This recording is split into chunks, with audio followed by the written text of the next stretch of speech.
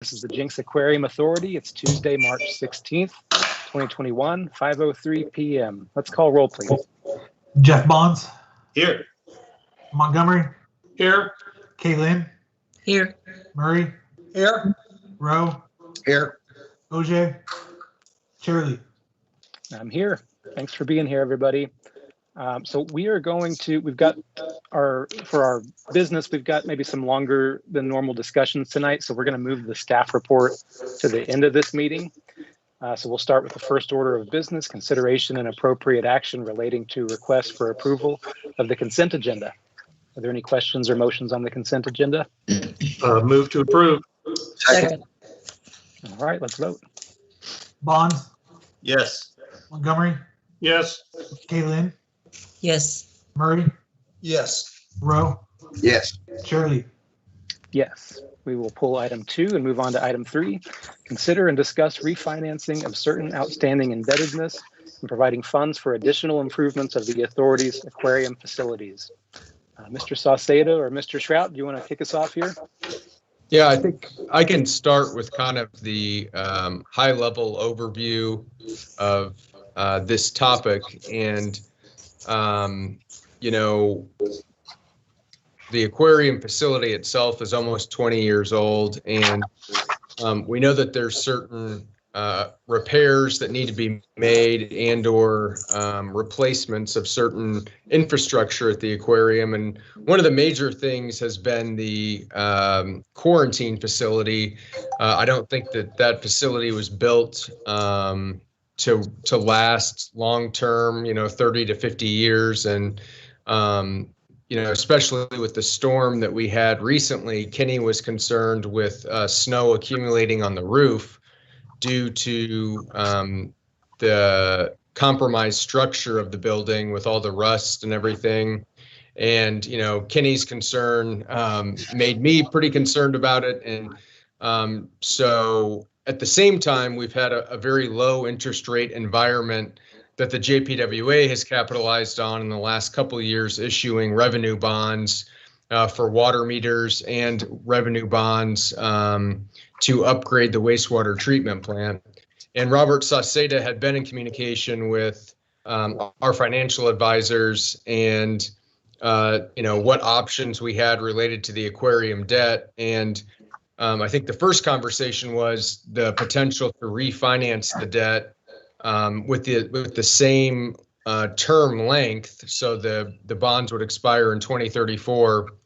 And we could save about $700,000 with the rates as they were at that time over the remaining 13 years of the life of the bonds. And Robert Saucedo and Greg Nito, our financial advisor, continued to look at options, including options that would generate cash in the short term, but would extend the length of the bonds if they were refinanced up to 2044. So an additional 10 years on the term of the bonds, but we could potentially get between $7 and $7.5 million by refinancing and paying off the old bonds. And then we'd have about that amount left over, which would really be helpful when we're talking about the quarantine building and the need for replacement. We've talked with Greg Helms, and he has a report that we're reviewing right now and we'll share with the JAA shortly, but he's recommending that the facility needs to be really totally replaced. And I know that Kenny's had conversations with Greg, and if we're looking at something that's going to be replaced that we hope to last as long as the aquarium structure itself, to do it right is most likely going to cost probably $3 to $4 million. And so, that's why refinancing and extending out the term of the bonds and potentially getting $7 to $7.5 million could really help fund the needed upgrades at the facility. In the meantime, another option would be just to do everything we can to pay the debt down over the next 13 years, but that doesn't really address some of the expensive infrastructure upgrades or replacement that we need. And so that's kind of how this conversation got started. And I know that we Kenny and Robert and I have had discussions with Keith, Harvey, and Jeff about this, and I would turn it over to, I don't know if Kenny, you want to touch on, some of the issues with the quarantine building? Yeah, absolutely. And we've talked about it before. I just don't remember who was around, but originally that building, we were in a different situation back in the early 2000s, and we, besides having a challenge with the budget, we also were under the gun with time. None of this area was developed yet, and so we really couldn't afford to build a building that was suitable for the corrosive environment as it relates to salt and water. And so a typical red iron building was built, something that you would, more appropriate to have is such like a mechanic shop or something. And that goes with all the equipment as well, such as the air conditioning and heating system and other things that were not conducive to a corrosive environment. So it's no surprise that over the years things have been failing and rusting away and causing kind of reoccurrence of maintenance and that type of thing. So similarly, when the wet lab was at the Hive, that was the same situation. That was an old machine shop, and so it was getting degraded further and further. So that's why when we moved that facility on site, we remodeled the old education building and spent quite a bit of money getting that to where it was conducive to a corrosive environment. So basically what we want to do is recreate that with the new quarantine, having all the metal coated in epoxy floors, water stops on the walls, 100% makeup air conditioning system, etc. Hello. And so that's basically the situation. Greg Helms just turned in a report assessing the building, and he's also working up numbers, to see what it would cost to rebuild the building, which is probably the smartest move. Otherwise, I think we're just going to be throwing a lot of money down the drain. And so, Robert Sauceda and Greg Nito, maybe you could talk a little bit about the options we have. Sure. And sorry, we were kind of frantically trying to add Greg to the call because he couldn't get the link. So that's probably what you heard, the hello. So we finally have him on the line, and he may help me fill in any of the holes that I may miss. But the current situation, just to kind of give you a picture of what we're looking at, we currently owe $13.7 million on our current debt. And this was a refinancing back in 2004. So in 2004, they refinanced it. 10 years later, or they refinanced it in 2014. And this is the principal, or the outstanding principal that we have so far. And our debt service is $1.2 million. And our interest rates are variable in the current debt between 3% to 4%. And in talking with Greg, we asked, what can we do with the debt to take advantage of the low interest rate environment? Because we currently, for the members on council, if you remember back in the fall of 2019, we did a similar situation with the Public Works Authority. We had some outstanding debt. We issued revenue bonds, and a portion of those bonds went to essentially extinguish the existing debt. And the proceeds of the new bonds are going towards upgrades at the wastewater treatment plant. So this is a very similar situation that we did with the Public Works Authority back in the fall of 2019. So can we issue bonds try to get a lower interest rate and also extend the maturity of the bonds so we could draw down a couple of $1 million to invest in the quarantine building or in other areas of the facility. So Greg crunched the numbers, Greg and his team crunched the numbers and came up with a scenario where we can issue new bonds and keep the debt service the same. So we will continue to pay $1.2 million a year. That doesn't change. The interest rate is somewhat lower than what we currently have.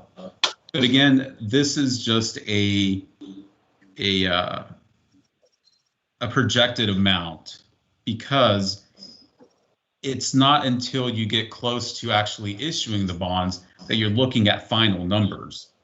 We're just looking at what rates are, what the market is doing, and the reason why we kind of have a sense of urgency here is I'm not sure if you've heard the news or listened to business news, but interest rates are going up, and the yield on the 10-year bond, when it was at the end of January at 1%, is now at 1.6%. While it may not seem like such a drastic change, I mean, it changed 60% in over less than 60 days.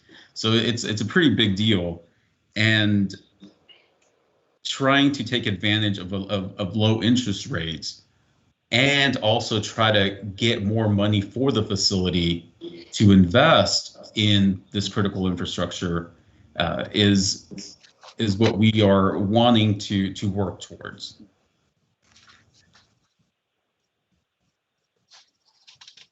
Okay. Yeah, the interest rates have gone up since you started working on this, right? Right. All right, so any questions about any of that from the authority? Robert, what rates are you using? And is it going to be a progressive rate too? So the current, and again, the current modeling that Greg provided back a couple of, like last month, looked at coupon rates of about 1% to 3%. So it kind of, as you're getting out towards the later payments, higher, longer term. Exactly. Yeah. So the overall effective interest rate, so whenever you combine all of the interest rates and do kind of an average, you were looking at 1.3%. But again, that was four weeks ago, so that it's going to incrementally move up. And was this the one you're looking at right now? That I understand that's taxable.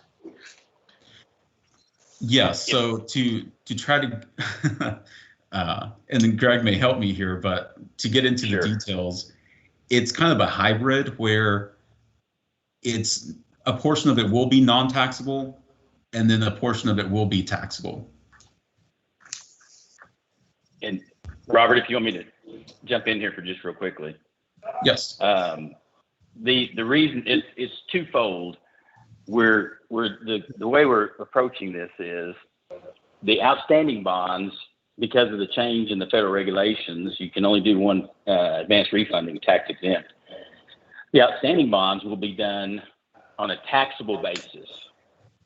And then but that's to even out the debt service and to stretch out the bonds so we can facilitate getting more money. The new money will be done on a tax exempt basis. So it's going to be a blended rate. And it has gone up. I mean, but we still, when we were projecting those numbers, we had some, we anticipated that there might be an offshoot. So we're probably closer to a combined rate of 2%. When it's all said and done, but still that gives us the amount that we're looking for, and it does not extend the term beyond what we were projecting. Now, does that answer your question? There's so much fluctuation when the treasuries move off, they affect the taxable bonds in a more significant way, because that's what you base taxables off of, is the treasury market. So in essence, it's really two bonds you're issuing, correct? Yes, sir. It'll be a Series A, Series B. Okay. Okay, that was not clear in the discussion. Originally, I thought it was all taxable, but I did. part is and part isn't. Okay, because it's two separate bonds. Well, and to be real candid, in the initial structure, it was all taxable because the taxable rates were so close to the tax exempts. Right. And it gives you a flexibility, and you have more flexibility when you do everything taxable. But as the taxables moved off, to accomplish our goals, we had to siphon off what was to be used on the new money piece, which is tax exempt. And that helps us with the rates. Okay. Right. So four weeks ago, when we presented the sheet that we provided to whenever we talked with you, it was all going to be taxable. But then now, as what happened in the market over the previous 4 weeks, there needs to be some changes to kind of still achieve the same outcome of 1.2 million annual debt service and an extension of 10 years, and then being able to draw down the 7.5 million. And we don't, and again, I hate to interrupt, but we don't mean to be pushy, but we are concerned, obviously, about an issue of this type that is so directly affected by the Treasury markets. If it keeps moving forward, we may have to step back, but as of right now, today, we can accomplish everything that we're looking at in this presentation.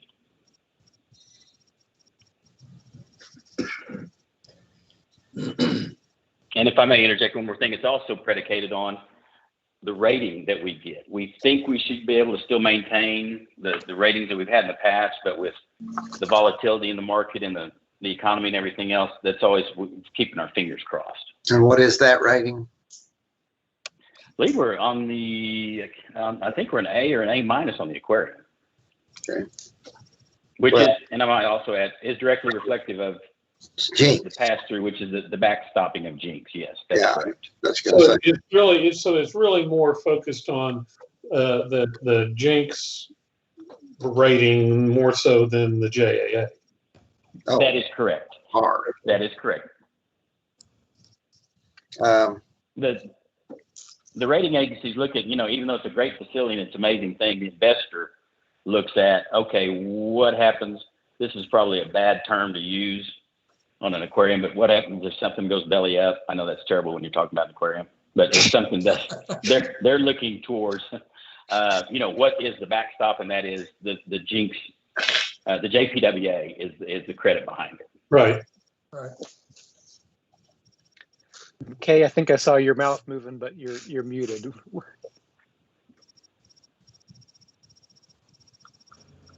Yeah, you saw my brain working. I'm trying to keep up with all the numbers. Did you have a question? Okay, I wanted to split this out just for me. So Robert Sauceda, we have a balance of 13 million. Right, 13.7. Okay. Right. And so what we're needing is 7 something. That's the general idea. It's not a hard number. We're issuing 22 million, and then 13.7 will be set aside to extinguish the old debt. So it roughly equates to about 7.5. So Yeah, in my simplistic terms, it's like if I take my house and I have a balance of 13 million and I need to refinance it, and then I'm going to pull the equity out to make home improvements. Correct. So the only thing I have to pay taxes on is the new bond or the new amount of equity I'm pulling out. And I think the conversation about what's taxable and non-taxable, it's not to us as the issuer, it's the person that's buying the debt. Okay. The city and the aquarium do not pay taxes. So whenever we talk about what's non-taxable and taxable, it's all about who is going to buy the debt. Yes. Okay. I missed that part. Thank you. Okay, and if we did something like this, at what point do we pay down the remaining 13.7 timeline? What is that? Is that 2 years from now or what? So You mean wait. Oh, I was going to say, I think the 2014 bonds are callable in 2023, I believe. Okay. And if I may interject So something, we would just call the bonds at that point. What kind of premium is on the call? none, zero. Okay, They're callable at par. good. And then let me interject something real quickly. We're only going to issue a total of 20,735,000. We put a not to exceed figure in there in case something crazy happens. If, in other words, if the market came on the floor, we might be able to get a little more money out. But the 20,735,000 is what we're looking at. The 22 million is a not to exceed, but we have a reoffering premium that we're calculating. We've got transfer, debt service reserve funds, and just some different variables that make it to where the 20 million that we get in conjunction with existing funds and then a bond premium gets us where we need to be and net the 7.5 million. Okay.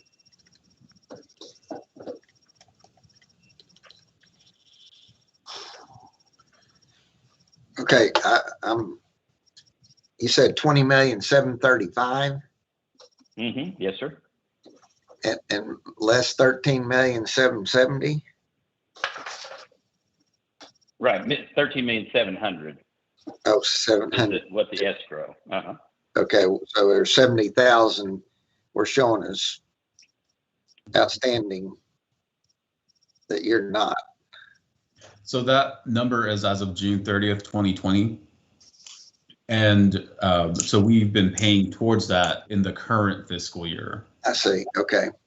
Okay. So roughly 7 million round numbers. Now, is that then the fees of the underwriting and all that come out of that money? No, that's all net. That's the net. That's all. Okay. That is, at the end of the day, you will have your outstanding bonds to So, fees, and you will have approximately. If you're looking at the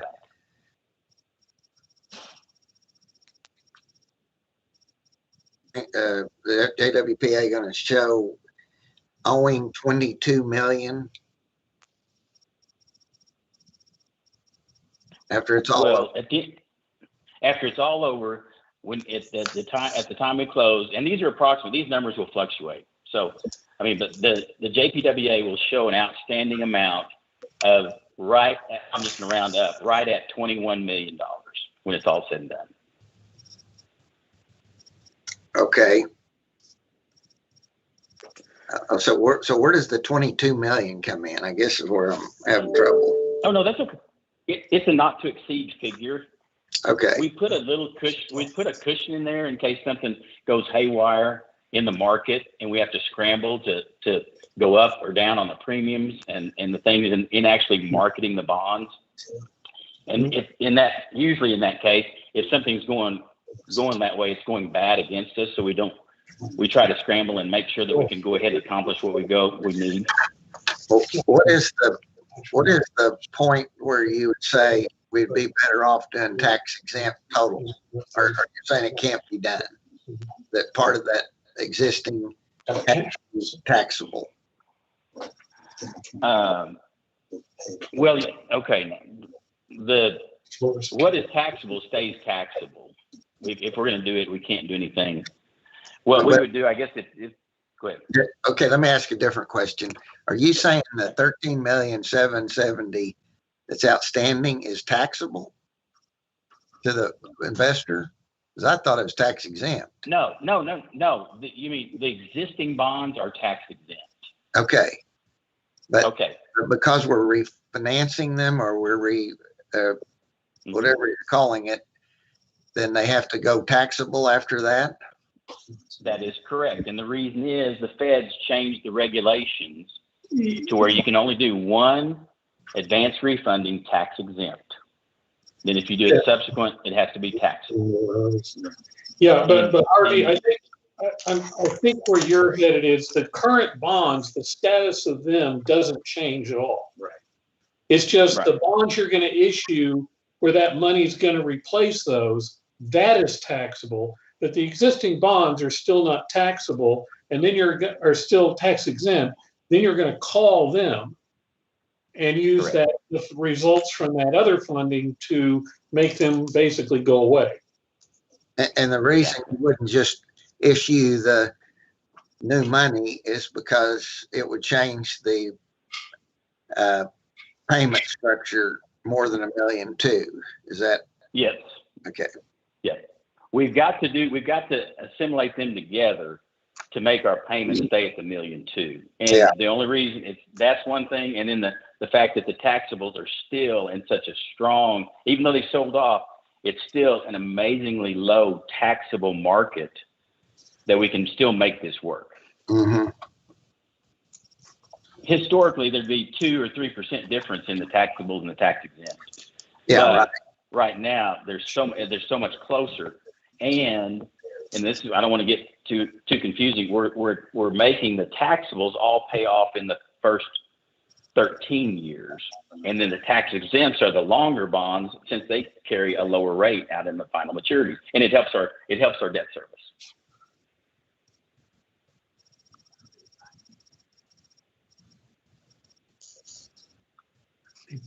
All right. Any other questions on that? And then the fees are what, 1%? The underwriting is 1%, and then the additional fees are approximately 2%. And then you'll have So 3% total? Yes, sir. And then there's some smaller printing and things, and rating fees and that kind of thing.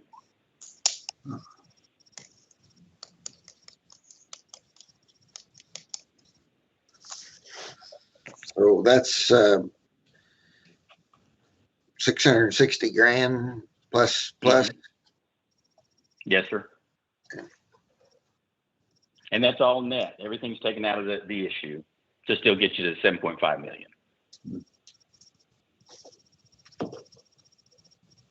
Which again is why you want to leave the leeway of up to 22 million so that you've got that included, right? Mm-hmm. Yes, sir.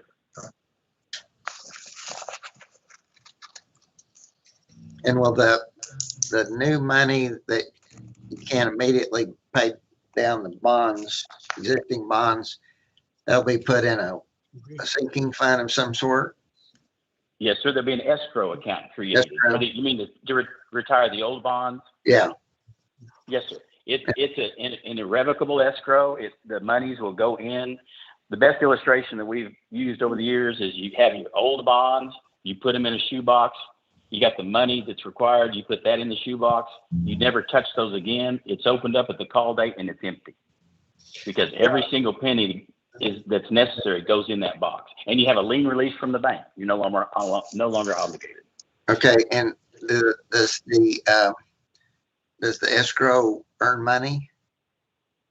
Yes, sir. It does. It's a nominal amount, but it does. We track that at the time of the closing.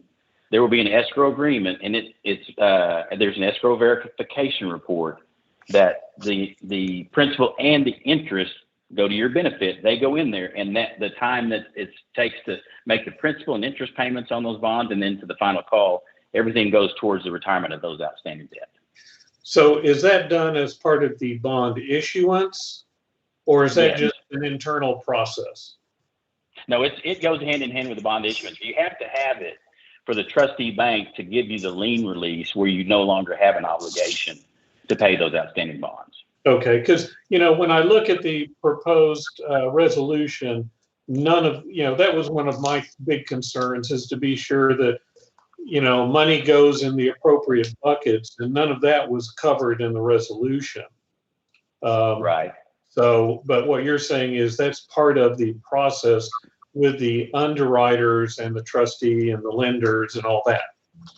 That is correct. And it'll be more at least for the 13.7. Yes. Right. Okay. But the escrow amount,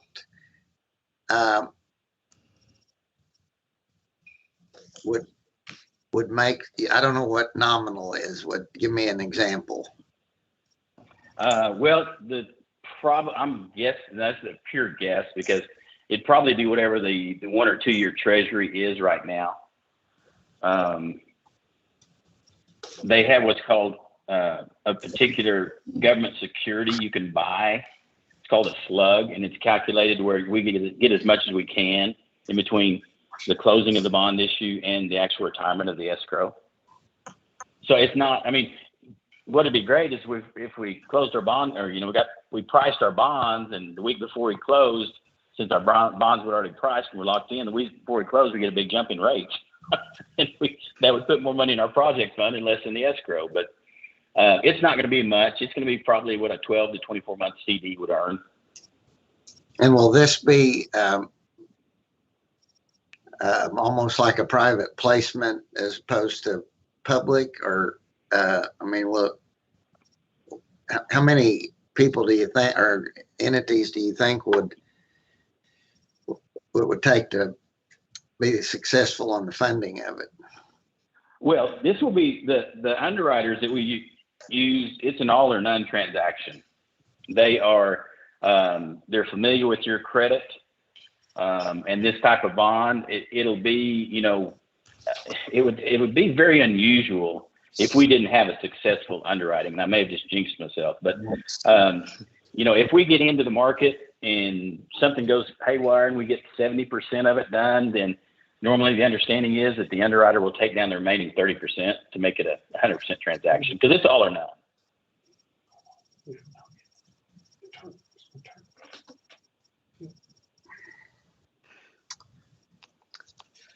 And how long is it going to, if you start the process now, what's your typical timeline for this? I would say we're going to move heaven and earth. We've got a lot of the things in ready to roll. In the event that everything passes this evening, we're going to literally wrap things up and fire the necessary paperwork off to the rating agency either tomorrow or Thursday. Depending on what their turnaround time is, it's probably we have to have a rating call. It's probably 10 days to 2 weeks before we have a rating back from them. It may probably a little bit longer once we get everything in the queue. It just depends on how busy they are. And then after that, it's usually about 5 to 7 days to get everything ready and pre-market. Then that's when we get ready to actually price the bonds. We'll have pricing calls with Robert and Chris, and let them, we explore the market. That's what our firm does. We look at every transaction. We determine exactly where we think the market will be at that time. And then we start the pricing process. It's usually a day and a half transaction. And then we lock everything down and do what they call write the tickets, get the bonds committed to, and then usually close about a week to 10 days after that. So all in all, we're probably looking at outside 60 days, more realistically, hopefully, fingers crossed, 45, that we have money in the bank.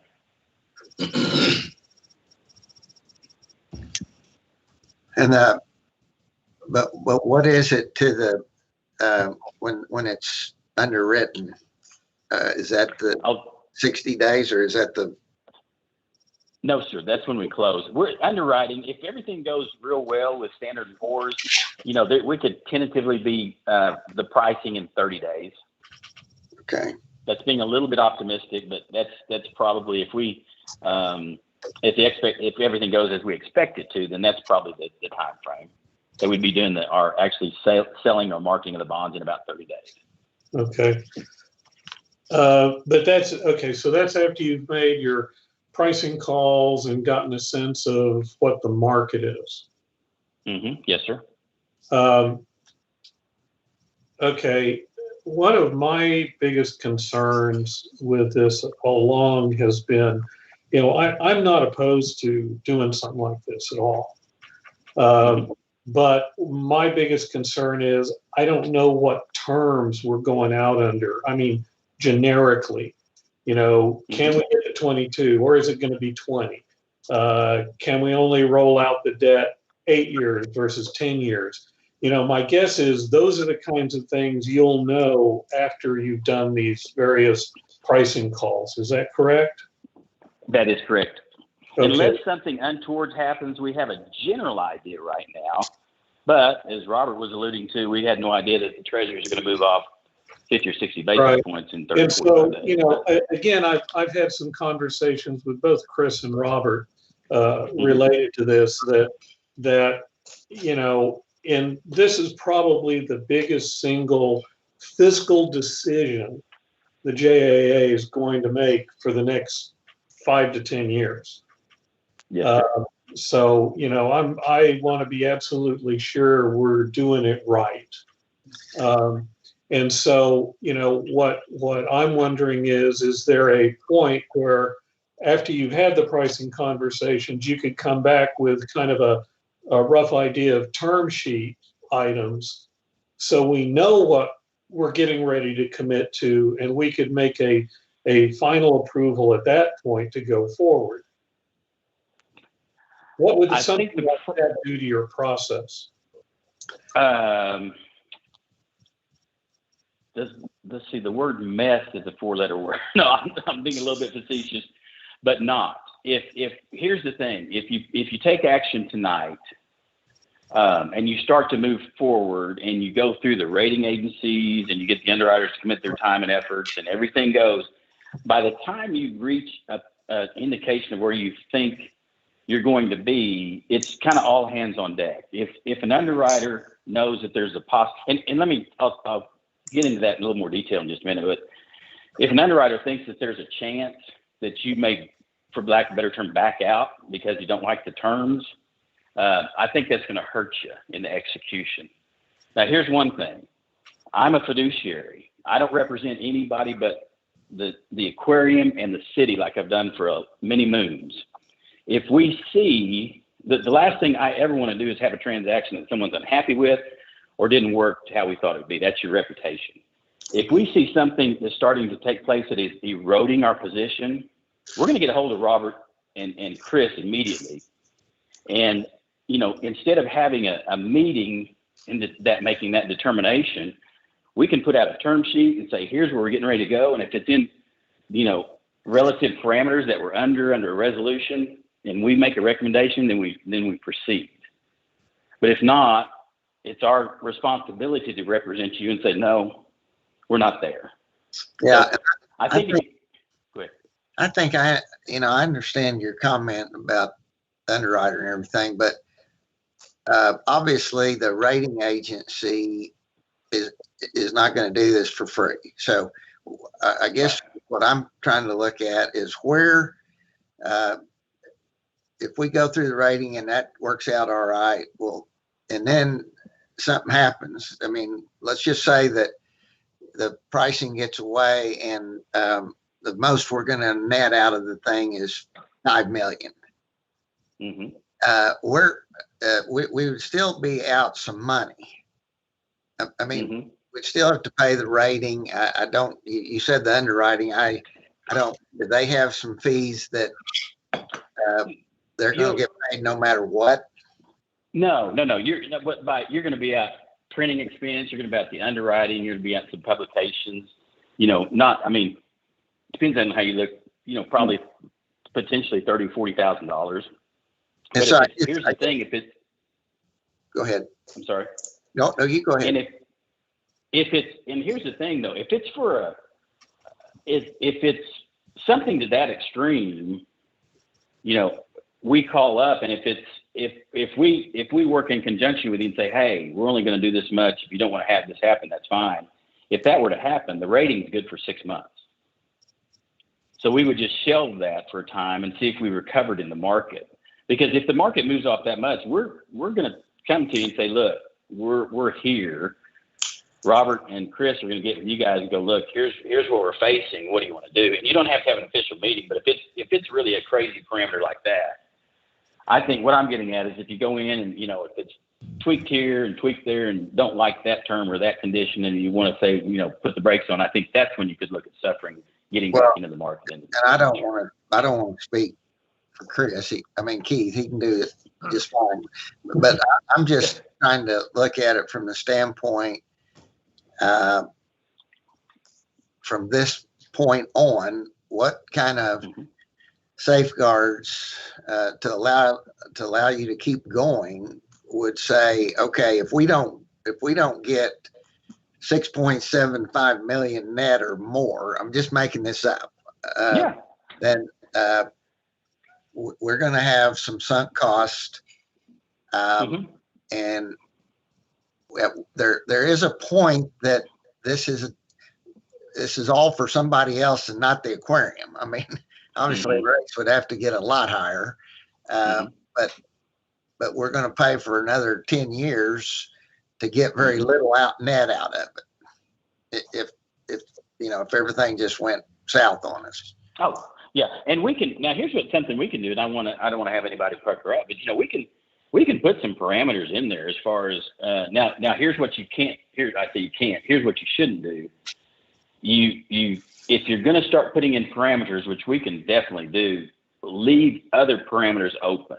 Okay. Just because of the volatility of the market. In other words, you mentioned 6,750,000. Okay. Right now we're at 7.5 million. If you want to look at and say, look, if this thing goes below 6 million, and again, you just thrown out a number. If this thing goes below 6.75, 6.75 million, we want to put the brakes on. But if you want to do that, then let us have, instead of a 44 final maturity going out till then, let it go out a little bit longer if we need an extra year or two to keep your debt service the same and to get you back up to that amount. Does that make sense? Yeah, I understand what you're saying. Okay. And I'm not so. I don't think I don't think I'm trying to write the terms. I'm trying to put bookends on them. I'm trying to say our goal is not, and don't take this wrong, but I mean our goal is not to give you a commission and everybody else gets a fee and we end up with very little and to do the things that the aquarium is trying to do. So and we are in an environment where interest rates are it's just what nature of it. They're spending $2 trillion. There's going to be inflation. So where is it? How quick is that going to come through the market? And in this case, it's not so much what the Fed can do short term. It's the perception of people long term that makes that harder to get out there 44 years or 20 some years later. So I'm just trying to say,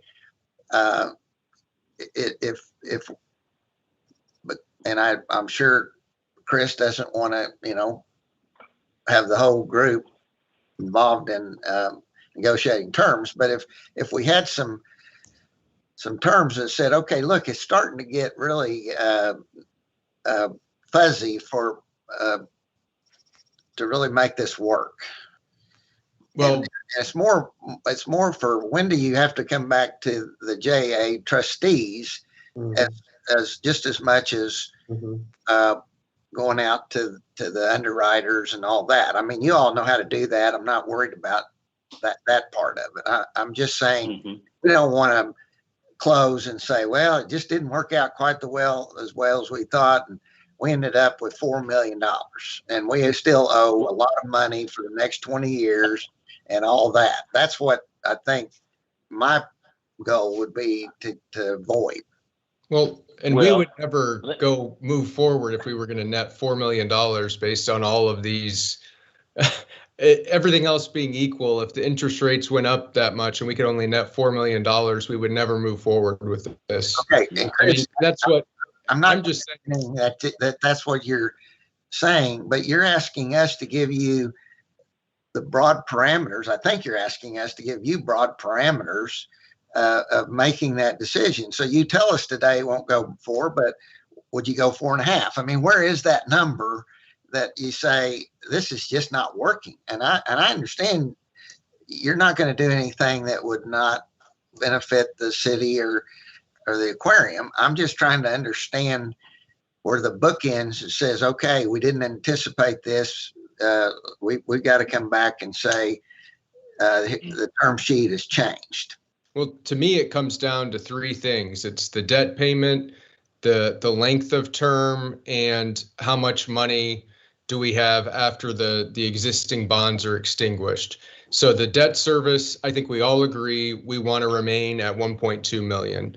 The length of term, you know, when I was talking about this with Robert last week, if it had to go out to say 2046, would I still be okay if we could get the 7.5 million? I would be okay with that. But, you know, when you talk about diminishing the amount that we would have left over, if we had the 1.2 million and the length didn't go over 2046, if that amount was below, say, you know, 6.75 or 6.5, I would begin to think this isn't worth it. Yeah. And that's what I'm trying to, but at the same time, just what you said, if you get out to that far, we're talking about another, say, 12 years of paying $1.2 million. Well, you know, that's $14 million to get 6.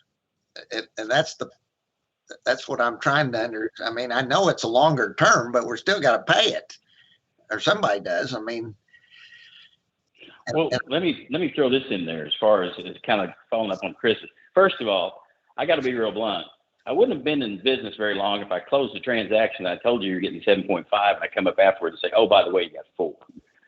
Second, the parameters that we're talking about, you know, we can go. I mean, if you get it not to exceed 25 years, go 6.5, 6.75, whatever, right in that area. I still think under current terms, we're going to get 7.5 million. And the reason that I say that is if the market starts to erode, I think the last thing we want to do is, you know, slow play it. And you guys, if you're given this, we'll put the parameters in the resolution. Chris is on the phone, Chris Byram is, we can amend it and put those parameters in there. I think from the financing team side, we'd be comfortable with that if the city officials would be. I really believe that we've seen a bad correction in the treasuries. That's why we're moving so fast. I think holding on by our fingernails, we're not going to see much more for the next 60 to 90 days, but we might. But we know inflation is coming. yes. So if you put these, Go ahead. if you put these parameters in place, like I just mentioned, I think we're good to go with that. And I think that leaves us enough flexibility to do the structuring, to do the call provisions and everything else to maximize how much money we're going to get in the bank. Well, and again, I'm just picking up on what Keith, I think he's made some very good points here, but I'm just trying to think when I'm saying bookends, I'm really talking about where is Chris's powers require him to come back to us? So and it doesn't matter whether he's coming back to tell us he thinks it's a terrible, we shouldn't go forward. I mean, that may be his recommendation, but we're at a point where we just need to know, because we're giving a lot of authority to very few people. Mm-hmm. And you know, if everybody does their job, I mean, and then a lot of it's depending on you. If you don't think it could be done, we'd hope you wouldn't be sitting here saying, well, let's go spend a lot of money. And I really don't think it can be done anyway, but you said you thought it could. So I'm going with that. But I'm not trying to put restrictions on the actual agreement as much as I am at what point does Chris need to come back and report to the trustees and say it changed enough. And I don't know what that enough is. I just threw out 6.75 because you said you wanted net 7. Where is it that we say I need to report to the whole board? This wouldn't be any different than if it was a big corporation. They don't let people just in their corporation go out and negotiate anything they want. Well, no. Harvey, tell us what you want that number to be. Is it 6.75? And in terms of term, what's the length that you're comfortable with? And and that's what I think Greg is saying is, okay, what are those parameters that we would need to come back? If he believes he's going to net 7.5 million, then what would be a big surprise to him? Is it 6.75? Is it, we're not going to get 10 million. So let's just be realistic. It's somewhere between some 7.5 million and something lower than that. I just don't see interest rates dropping dramatically, if at all. And I don't think it'd be smart to slow play it. I think you need to get it done if you're going to even get 7+ million. Would you be okay with 6.7 inflation? Would you be okay with 6.75? Well, are you changing the term? Are you changing the length of maturity? Well, as the floor there of the net. Well, if we're getting, there's a point that we're paying more. We're paying a lot of money to get money today. So, in other words, what would it cost us to go borrow 7.5 million just by itself? But that would add on to the one. I mean, that's not going to affect the 1.2 million debt service that we already have. So I understand we're trying to get, and the only way you can do that is get lower rates or go out longer, or both. Yeah, and if I could provide some context, because I keep hearing that, well, why would we accept 4 million or an interest rate of 10% is something I've heard. I mean, just last week, Robert Saceda came to me and said, the rates have changed. Is there any way with the current rate, term, length, everything else, would it be okay? What if we only got 7 million? I mean, that's where he's coming to me concerned that we've been talking about 7.5 through 2044 and getting, that amount of money. And he's coming to me like, I don't know. I mean, what if it's only 7? I mean, that's how we're paying, and he said, well, what if we extend it a year? Would you be okay with extending it a year? I mean, we're paying, Greg is paying a lot of attention to this. Robert Saceda is coming to me being very careful. And I understand the concern, but kind of the examples given are, we're not going to be, I mean, I'm just as concerned as everyone else about, Then why would anybody, if you're having a discussion, then why wouldn't you say, hey, guys, if it goes 7 million and below, I'm not sure we ought to do this. So those are your parameters. Yeah. I mean, I would say 6.75 is like the least amount that I would want to move forward on. And I would say maybe extending it to 2046, but beyond that, I would question whether or not this is worth it. And that's what I'm trying to get to, Chris. I'm not criticizing your analysis. I'm trying to say, at what point is the deal changed enough to either you come back to us in a meeting and say, hey guys, but in that process, you could have to come back and say, it's still going to cost us $100,000 to walk away. No, let me interject something, if I may. Let me jump in here, if you don't mind. It's first of all, to walk away. Like I said, we'll shelve. We can wait 6 months. It's just like a credit card. We put off S&P and just say we're still contemplating. We haven't financed yet. And then the other thing is, if you put those parameters that Chris was talking about, then if we have to trigger any one of those 3 to make the deal work, he in essence doesn't have to come back to you, because the caveats in the resolution, we can't go forward. In other words, if we're not going to net 6,750,000, if we're not going to not have to go past 2046 or raise debt service, then all bets are off anyway.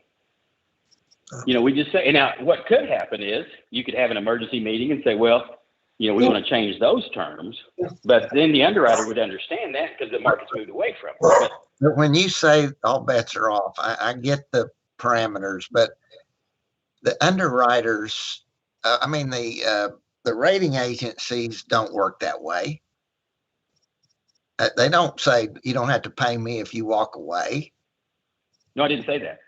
We can shelve it and we can put them off for 6 months Okay, to see if the market comes back.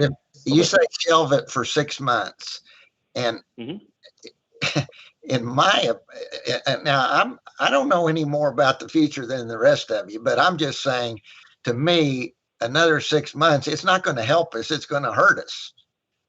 Yeah. And so Harvey, I agree. Harvey and everyone else, I guess the question then is that we started with a number, we started with three variables, which is the debt payment, the extension, how long we're going to extend this out, and how much cash we can get, let's say in the next 6 months by extinguishing, or 6 months to a year by extinguishing the existing bonds. And like I've said, the 1.2 million, it sounds like we all agree, we don't want to increase the debt service at the aquarium beyond 1.2 million. And then that, to me, that leaves us with the two other figures, which is extending it from 2034 to 2044. And is there any wiggle room to go beyond 2044? And I'm sharing with you guys, I mean, to me, it's potentially still worth it going to 2046 if we could get, say, 7 to 7.5 million. And that's where I'm working in, and I throw out 6.75 because it's just gives a little bit more cushion. But I mean, and I'm more than happy to, I mean, Robert and I are more than happy to continue this discussion on even those. But if we were to leave this meeting and say, we generally agree that keeping the debt service at 1.2, not moving it any farther out than 2046, and not accepting any less than 6.75, would that be okay to move forward? And we'll continue the discussions on what we're seeing. Basically, these are the kind of the guidelines that for us to do this is the only way it would make sense. So what would we do? Put that as an amendment to this action item? Chris Byron? Is he there? We may have lost our legal counsel. He looks like he unmuted and then muted again. Oh. Well, with him, it's the mute point. Okay. I'm just kidding. Byron, did you hear the question about amending this resolution? Yes, what I would suggest doing is amending it to provide that the basically in the second paragraph we'd say said bonds to provide whatever is $6.75 million for construction, and the final maturity of the bond shall not the final maturity date shall not be later than July 1, 2046. And so you're saying you would not have to amend the payments would not exceed what we are paying now? Yes, and that's a good point. We can put that in as well. Okay. Yeah, that has to be included in an amendment here too, if that's right. One of the three terms we're discussing. And Chris, yes. Trout, this is a sidebar comment. I just, I assume you would not object, or you are, Robert, to send us out. If a trend is going one way or the other on any of them, that you would send us out and say, it looks like we may be going out to 2045, or it looks like we may go below 7 million and heading toward the 6.7. I mean, I just think it would be to your best interest and to the trustees' best interest that we track this. I don't have any problems personally with that amendment. I mean, I think it does put the bookends that I keep talking about on the. That's my personal opinion. I mean, I would yield to the others, but I just want to make sure that we're doing everything to keep people abreast, transparent, and that we're not going to wake up with a surprise. No, nobody wants those. And and it'd be kind of like the last transaction I did with Chris Strout. I got to tell it on him. He started talking to me like, he said, "Are you a used car dealer?" And I said, "No, I'm just trying to sell low rates." So we will maintain the communication, and we will probably, once we start the process with S&P, we won't do it right then, but we'll probably run update, which is not an easy thing, that we'd run updated numbers twice a week. And if we see a potential trend, we'll definitely keep them apprised. We'll actually keep them apprised if nothing's going on, if we're just flatlining. Yeah. I understand your concern, but we will be, the lines of communication will remain open, and we will give any heads up, because nobody likes surprises unless it's a good surprise. And Chris, Strout, do you have any problem? If I don't mean if nothing happened that week, but just if there's some trend line going different than in the direction that we didn't really want to go, do you have any problem keeping the rest of us, and I'm talking about all trustees, abreast of that? Not part of the amendment or anything. I'm not saying we're going to make that part. We will keep you updated regardless. Okay. Okay. I personally, I'm probably the one that started most of this discussion a few days ago. I'd be okay with an amendment in that general vein, where we set some of the parameters.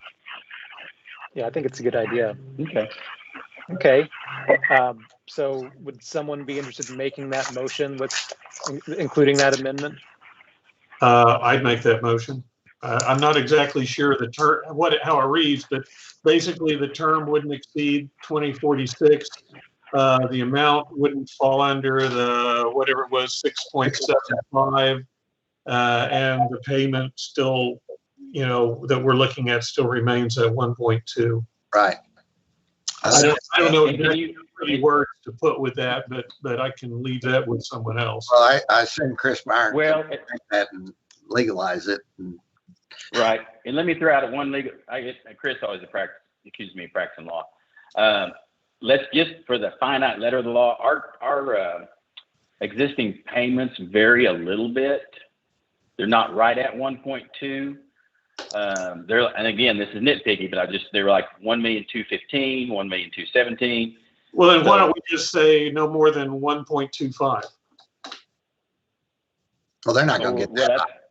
No. Let's do let's just put not to exceed whatever the Normal. What is in the existing, the payment in the existing debt. Okay. I mean, yeah, it's 1,213,000. You're saying that the 1,217,000 or whatever you said, that's already in there. I mean, that's already an obligation. So Right. if we took the highest obligation we already have and said not to exceed that, then that should be acceptable. Right. Because I'd we say already 1,220,000. You're right. Yeah, So that's fine. Okay.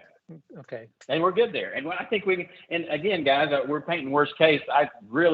If we get any help, any just stability in the market, we're golden. We can drop the terms back and everything else, which we will achieve to do as much as possible. Well, I think that's what Chris Strout is saying. We're gonna put these parameters on because we're hoping we don't ever have to get to 2046. Exactly. $1.2 doesn't change, and we get it done. I mean, nobody's against getting it done. I'd rather make it 2042 if we could get it done that way. But sure. you're giving us the guidelines to stay within the parameters that we're all talking about. I'm just trying to make sure that this is transparent to everybody and everybody's in agreement that these are the bookends. And I don't know why that sounds, that makes sense to me. I don't know if it makes sense to anybody else. Perfect metaphor, Harvey. That's the perfect metaphor. Yeah, I mean, I think that's certainly along the lines of the amendment that we suggested. So we discussed item 3. which was consider and discuss the refinancing. So we did that.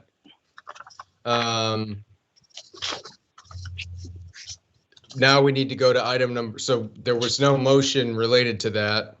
Oh, right. Excuse me. And so then item number 4 is consider and adopt resolution number 76, And that's what authorizing we'll the amend. sale, issuance, and delivery of the bonds. I don't know if you, Sure, sure. And that's what we'll amend is item 4. Good. All right. So, and forgive me, we're running it up into our city council meeting, so I'm going to start reading a little bit more quickly. All right. So, are we all good on item 3? Did we consider and discuss it to everyone's satisfaction? Yeah. Okay. So we'll move to item 4.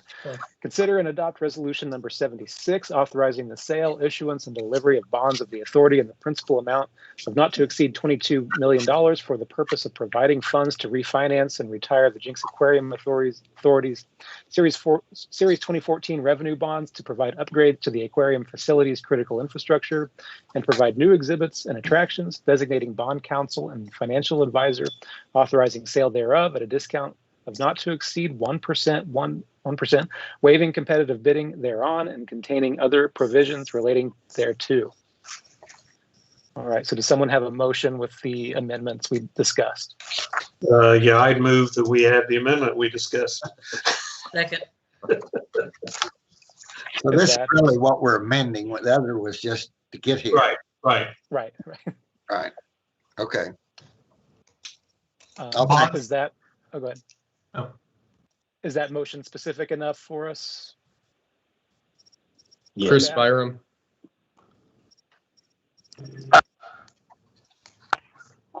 Yes, it is. I just need a point of clarification on the annual payment. Do we want to make that so that it doesn't, the average annual payment on the new bond issue does not exceed the average annual payment of the existing bond issue? That's a good way to put it. Yeah, that sounds appropriate. Yes. I can live with that. That's what. Okay. Correct. Isn't that what Keith said? I heard it specifically. Not as That's eloquent. exactly No, way more eloquently. Okay, so we've got a motion with the amendments we discussed, plus Chris Byram's clarification. I think Kaylin had seconded that. Yes. Oh, okay. Yeah, you All right, did. then. A while back. Okay, then why don't we vote? So are we, just to clarify, are we voting on the amended resolution or the amendment to the resolution? This is the amended resolution. The amendment to the resolution. Thank you. Bonds, Yes.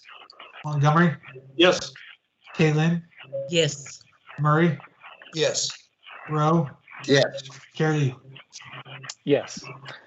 And so now do we need to vote on the rest of the resolution? Do I have to read all that again? Well, I didn't think so. I just thought you had to vote on but you can call another vote on the actual resolution. Okay. No, I think we still have to vote on both of those resolutions. We just amended the resolution, but we haven't approved the resolution, have we? Okay.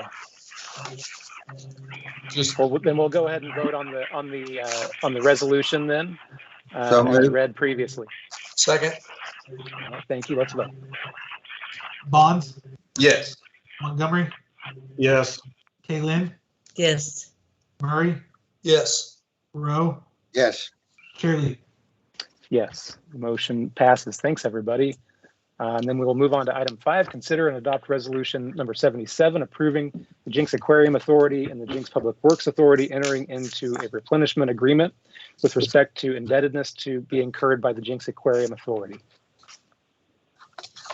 And is there any new information we need to consider for this? No, I would move for approval. Second. All right, let's vote. Bonds, Yes. Montgomery, Yes. Kaylin, Yes. Murray, Yes. Rowe, Yes. Charlie. Yes. All right, the motion passes. Are there any motions to adjourn? I move to adjourn.